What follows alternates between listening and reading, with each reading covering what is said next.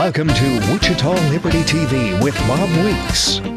Hello, I'm Bob Weeks for Wichita Liberty TV, your weekly source for news and commentary about Wichita and Kansas government and politics. We're broadcast on KGPT and its companion website, wichitachannels.com. Some of you may know me from my blog, The Voice for Liberty, at wichitaliberty.org. The motto there is individual liberty, limited government, and free markets in Wichita and Kansas. So I mostly cover Wichita, Sedgwick County, and Kansas, although with some of the national events taking place, it's hard sometimes to keep a focus on just local events. So I try to cover things that may not be covered by the Wichita Eagle or other television stations or radio, or if we do cover the same news, I'll be covering it from the perspective of economic freedom, limited government, and individual liberty, as these are the things that I feel are important, and these are the things that are so often under attack by our governments, be it federal, state, and local. So please visit wichitaliberty.org. There you can subscribe to the email newsletter I send 2 or 3 times a week, and if you want to contact me, you can find my email address there, or it's pretty easy to remember, bob.weeks@gmail.com. Okay, then. Well, sometimes I have to wonder if our institutions are trying really very hard to serve us at all. You may have seen the recent publication of the delinquent real estate tax list for Sedgwick County. Here's what it looks like as published by the Wichita Eagle. I think it's 34 pages long, although I may have lost count. It's pretty big. Matter of fact, that's more pages than the entire Wichita Eagle may be on some days. So that's a lot of effort to spend bringing us this information, these delinquent taxpayers. And the Eagle will print this 3 times, each edition printed on the pulverized flesh of dead trees. But I want to ask you, is that presentation really useful? Of what value is that printed list? Well, I asked a county commissioner if he could obtain this list for me in machine-readable format that can be manipulated on the computer. And at first I received a PDF file of what the Eagle printed. Well, that's more useful than the paper version, but it's still not what I wanted. Finally, I received a list that I could process on the computer, and I created a Google Docs spreadsheet holding this information. Well, and computers being what they are, I was able to summarize the data in a way that I think citizens will find useful. And you may be able to see there's a list with 1 row for each property owner, along with the count of properties and the total amount due for each owner. And there's some interesting information here. One owner at the top of the list has 500 parcels on the delinquent tax list, owing a total of about $353,000 in unpaid taxes. And look, there's the city of Wichita, shown as being the owner of 6 parcels with about $95,000 in unpaid taxes. And in case you're wondering, there are over 17,000 properties on the list with over $20 million owed in unpaid taxes. Now, I don't know the circumstances of why these property owners owe these taxes, but having this information available in this format might inspire someone to look and maybe answer the question, why does the city of Wichita have these unpaid real estate taxes?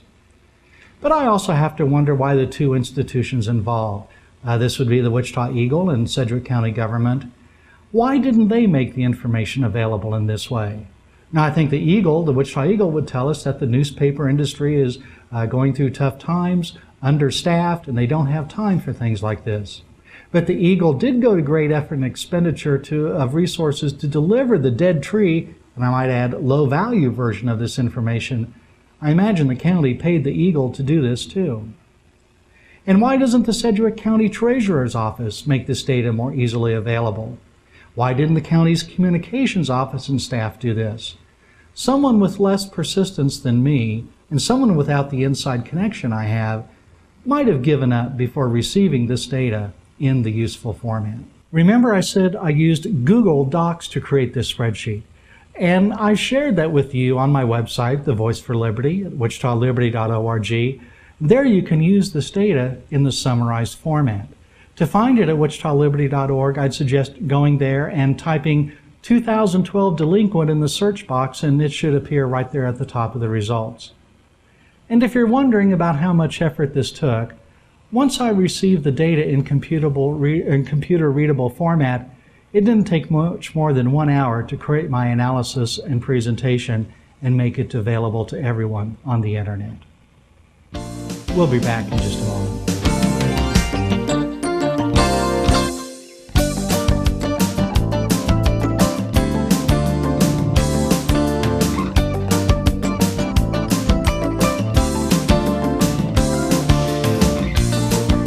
You're watching Wichita Liberty TV. Welcome back to Wichita Liberty TV. I'm Bob Weeks. Well, last week we looked at the first two chapters of the book Economics in One Lesson by Henry Hazlitt. Remember, the Ludwig von Mises Institute published an edition which is available at no cost at its website. That's at mises.org. It's available in PDF and also in ebook and Kindle formats. So, what's the important things to remember from last week? Well, here's the quote from the book that really is the heart of everything. Hazlitt writes, "The art of economics consists in looking not merely at the immediate, but at the longer effects of any act or policy, and it also consists in tracing the consequences of that policy, not merely for one group, but for all groups." So looking beyond what we see at the first glance, that's what's important. And consider everyone, not just some small group. That's important too. Now, you may be familiar with the term special interest group. A local example might be the Wichita Builders Association, which represents home builders. The purpose of groups like this, and I'm sorry to have to single out this particular group, but the purpose is to represent their members and them alone. So last year, the Builders Association was able to persuade the Wichita City Council to pass a program that rebates Wichita property taxes on new homes for a few years. This makes it easier to sell these new homes which are built, of course, by members of the Wichita Builders Association. So did the City Council consider the long-term effects of this policy of giving these tax rebates, such as the effect on tax revenue in future years? And did the Council consider the cash for clunkers effect, in which incentive programs have been found to induce people to buy now only to depress sales in later years after the program ends? Then, what about the effect on other groups besides the home builders? Did the Council consider that by offering savings when buying these selected group of new homes, it likely reduced the appeal and value of all other homes across the city? Did the Council consider that these new homes will require services like police and fire protection, but since they don't contribute property tax, other taxpayers will have to pay to provide these services? And what about setting another precedent that when business is not doing well, a special interest group appeals to government for special favors? This is an example of the City Council considering only the immediate effects of a policy and also the effects on only a single group, that being the self-interested home builders. And things like this happen all the time. Remember how Hazlitt said these groups will argue plausibly and persistently? Well, that's happened. As an example, Wichita State University economists prepared an analysis showing that this rebate program benefited the city. Did this analysis consider the long-term effects or only the immediate effects of the policy? And did that analysis consider the effects on all groups? I'm afraid, matter of fact, I'm pretty sure that if we could look under the hood of these models, we'd find that they suffer from the problems Hazlitt warns us about.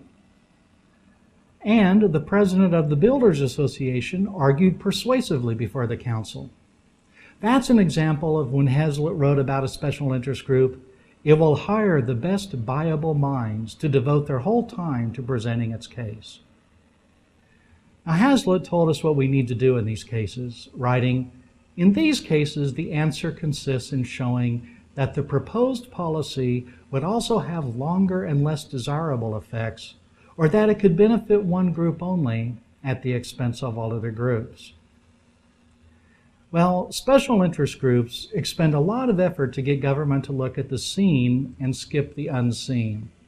Well, that's a reference to the famous parable of the broken window from Chapter 2 of Economics in One Lesson. Remember the child who threw a rock through the window of the bakery? Well, we saw Amanda Billigate updated the story to take place at the Apple Genius store. But in either case, the crowd that gathered around the broken window, someone suggested that the damage is actually a good thing, because the window maker now has work to do and can earn some money. And the window maker will in turn spend his new income somewhere else, and so forth. Economic development professionals who make arguments for subsidies for business call this the multiplier effect. It creates what they call indirect impacts. A few years ago, in an effort to drum up subsidies for arts programs, a national organization, a special interest group, they made this argument in a glossy publication. They wrote, "A theater company purchases a gallon of paint from the local hardware store for $20, generating the direct economic impact of the expenditure. The hardware store then uses a portion of the aforementioned $20 to pay the sales clerk's salary. The sales clerk respends some of the money for groceries. The grocery store uses some of the money to pay its cashier. The cashier then spends some for the utility bill, and so on. These subsequent rounds of spending are called the indirect impacts." So they continued on. Thus, the initial expenditure by the theater company was followed by 4 additional rounds of spending: the hardware store, sales clerk, grocery store, and the cashier. The effect of the theater company's initial expenditure is the direct economic impact. The subsequent rounds of spending are all of the indirect impacts. The total impact is the sum of the direct and indirect impacts. Well, that's the same argument made to excuse the destruction of the broken window in the bakery. And doesn't that sound plausible? But Hazlitt, echoing Frederick Bastiat before him, notes this: the baker was going to buy a suit of clothes, and buying that suit of clothes would set off its own chain of economic activity, like the gallon of paint did. But now the baker must spend that money on fixing the broken window. And it's the new window is what we see. The suit of clothes that was never bought is more difficult to see. That's the unseen. So if the window was not broken, the baker has a functional window and a new suit of clothes. After the window is broken, however, all the baker has is a replacement window. No suit of clothes is purchased. As Hazlitt summarized, the glazier's gain of business, in short, is merely the tailor's loss of business. No new employment has been added. The people in the crowd were thinking only of 2 parties to the transaction, the baker and the window maker. They had forgotten the potential third party involved, that would be the tailor sewing the new suit of clothes. They forgot him precisely because he will not now enter the scene. They will see the new window. They will never see the extra suit, precisely because it will never be made. They see only what is immediately visible to the eye. Well, in the case I cited above, it's easy to see the benefit granted to the home builders. They're going to get their homes sold. But the economic activity that does not take place because of the diversion of resources to the home builders, where is that? That's unseen. And when the theater company spends $20 of taxpayer-provided money to buy paint, well, where did that $20 come from? Isn't it possible that a homeowner might have bought the same gallon of paint, but now is not able to because he must pay taxes to support the theater company? And it's easy to see the theater production with its taxpayer-funded painted set. It's not easy to see the house that sits unpainted for a year to pay for the theater company's paint. That is the seen and the unseen. We'll be back in a moment.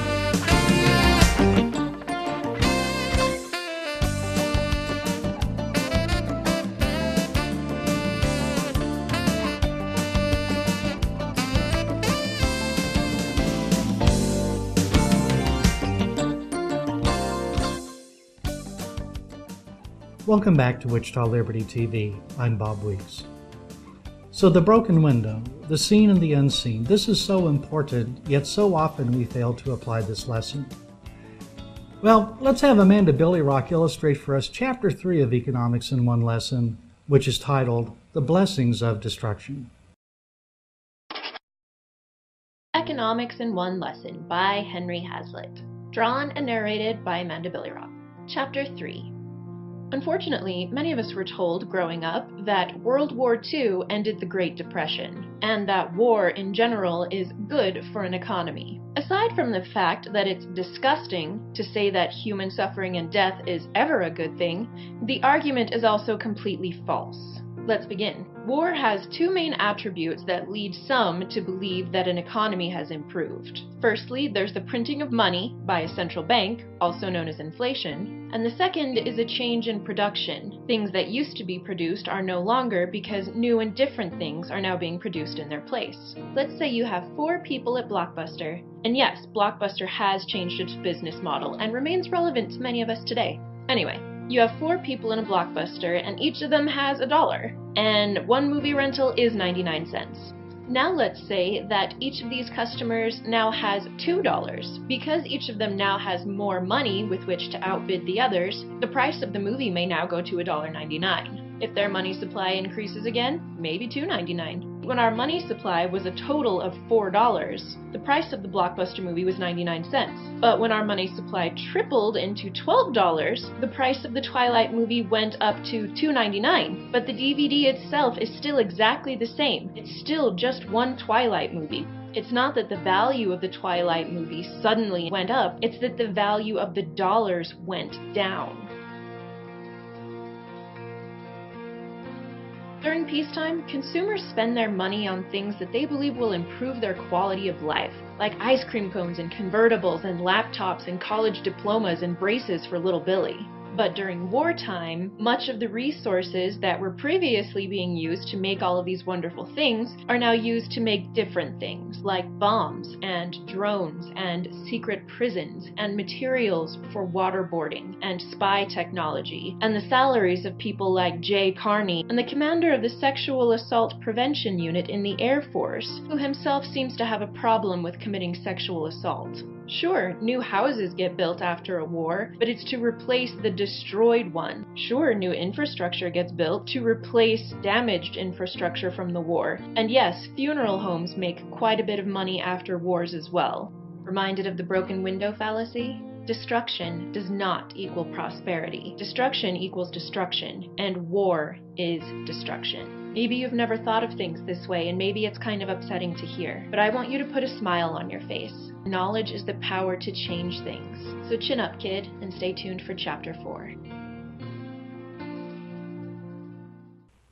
Well, this idea that there are blessings from war and destruction is very seductive. Do you know the name Paul Krugman? He's a Nobel Prize-winning economist, and he has a column in the New York Times. I think he's a professor at Princeton University. Yet he wrote that the terrorist attacks of September 11, 2001, in his own words, could even do some economic good, as rebuilding will increase business spending. Did Krugman realize that after we rebuild, we merely have what we had before, and at the cost of many billions, and most of all, at the cost of some 3,000 people who died? And 2 years ago, Krugman said on television, and I quote, "If we discovered that space aliens were planning to attack, and we needed a massive buildup to counter the space alien threat, and inflation and budget deficits took secondary place to that, this slump could be over in 18 months. He said this would be beneficial even if the threat of alien invasion was imaginary and not real. But I just don't see how spending trillions of dollars on things we don't need leads to jobs and prosperity." Or consider a more recent example, the Cash for Clunkers program early on in the first term of Barack Obama's administration. Did you see the television news stories where nice cars were crushed as part of the program? How do we create jobs and prosperity by destroying perfectly functional assets? Or consider right here in the city of Wichita. The city is willing to spend up to $1 million in rebates to persuade people to buy water-efficient appliances like low-flush toilets and other appliances. So, will people throw out old toilets and appliances that still have useful life in order to receive the rebate? I might add that the amount of water saved by these appliances is minuscule compared to our overall use. The city, by the way, tells us that this rebate program doesn't have any impact on the city budget or on taxes, because the rebates are funded by water bills. But this argument is faulty. It looks at only the immediate effects of the rebate program and ignores its effects on all groups. Specifically, if the water department did not pay out these rebates, it could use that money to either reduce water rates for everyone or pay off some of its debt. It's the seen and unseen again. We see the new toilets and rain barrels whose purchase was induced by the rebates. The newspaper and television stations feature news stories about this, and that news was easy to see and produce. For the Wichita Eagle, it resulted in 2 front-page stories.